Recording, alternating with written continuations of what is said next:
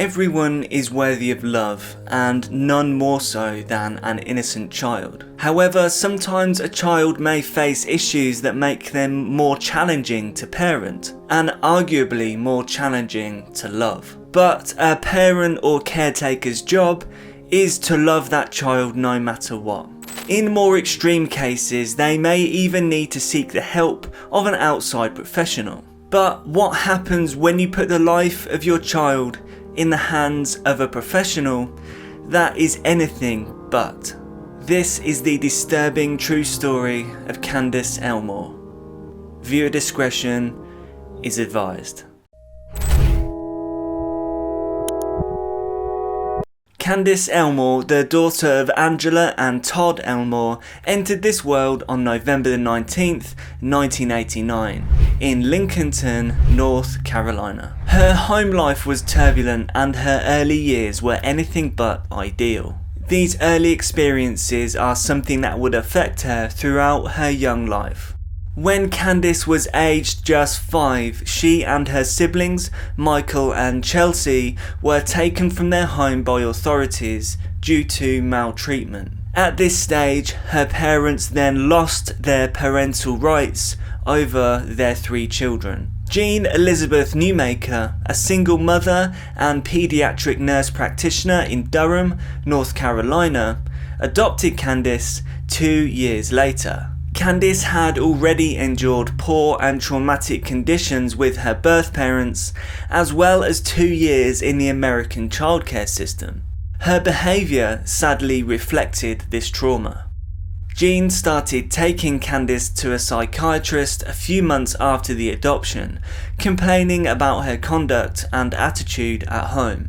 Jean claimed that her adopted daughter's conduct worsened over the next 2 years despite medication.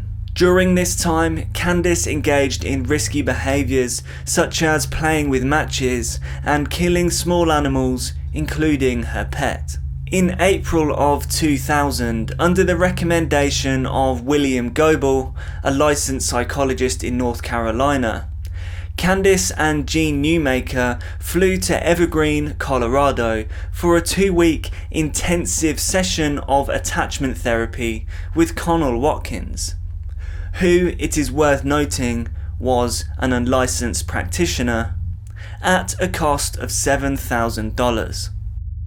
Adopted or fostered kids who are having severe behavioural issues such as disobedience or appearing ungrateful or unloving are sometimes treated with attachment therapy. It is assumed that the children's difficulties stem from their failure to form secure attachments with their adoptive parents. As a result of repressed anger stemming from their experiences of abuse and abandonment. Holding treatment, in which a therapist or parent holds a child tightly to improve their child's bond, is the most typical form of attachment therapy. As well as holding, the parent or therapist may lay on top of the child. The purpose of this restraining and confronting the child is catharsis, which the therapists hope to achieve by eliciting a wide range of emotions from the child, including fury and despair. A child patient can be reparented using techniques including cradling, rocking, bottle feeding, and forced eye contact once they have been reduced to an infantile stage after their resistance has been broken down and their rage has been released. Affectionate attachment to the new caretakers is the ultimate goal. In most cases, parents will also use parenting strategies that stress the importance of maintaining order at home alongside the therapy. The underlying philosophy of these parenting methods is that a secure child will respond to their requests quickly and perfectly the first time, and that they will be pleasant to be around. Diagnosis and parenting strategies associated with this approach to treatment are not supported by science and are not accepted by the majority of the psychological community. Different iterations of these therapies have been given a series of names and rebrandings: rebirthing therapy, compression therapy, corrective attachment therapy, the evergreen model, holding time, and rage reduction treatment are all names for the same approaches. Coercive restraint therapy is a phrase used by some authors who are critical of this method of treatment.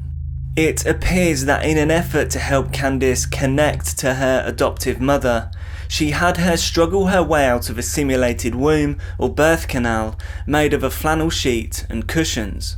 While Candace protested, begged and shouted for aid and air, the 4 adults, weighing a total of 673 pounds, which is over 300 kilograms, pushed on her head, her chest and her torso to oppose her attempts to free herself from the sheet. 12 times during this session, Candace told Ponder that she was close to death.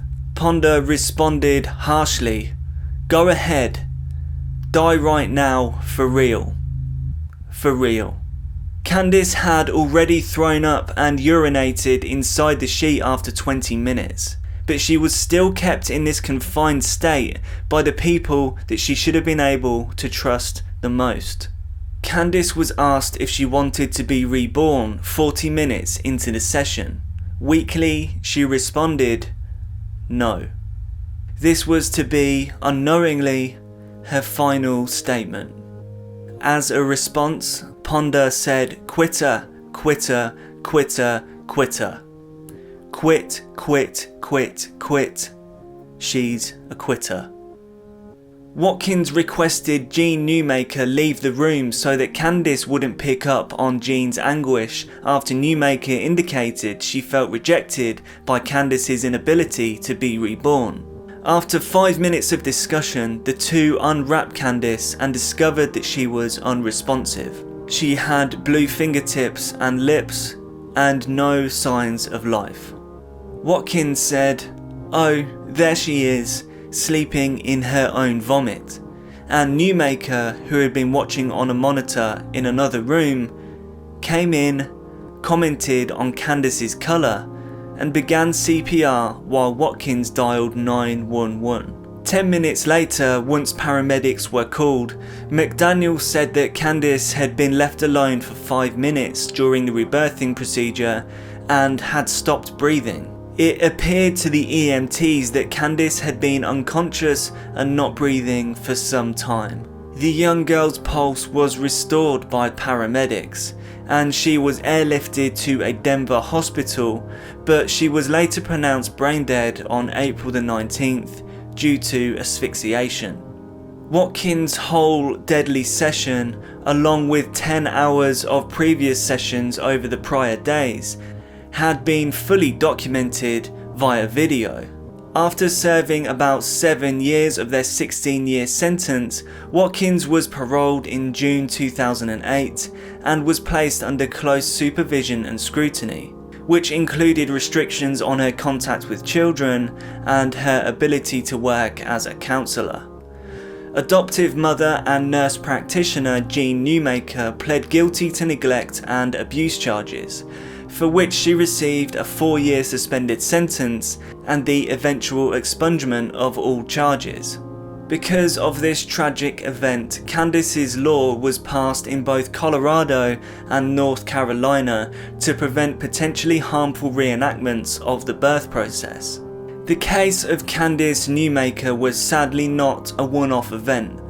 Other victims of this so-called therapy include Lucas Chambrone, a 7-year-old adopted boy in Sarasota, Florida, adopted 2-year-old David Polreese, Crystal Tibbetts, a 3-year-old adopted child, 5-year-old Logan Marr, Cassandra Kilpack, a 4-year-old adopted child, and sadly, many more. For more dark cases, please subscribe, turn on notifications, like the video and comment your thoughts down below. Thank you.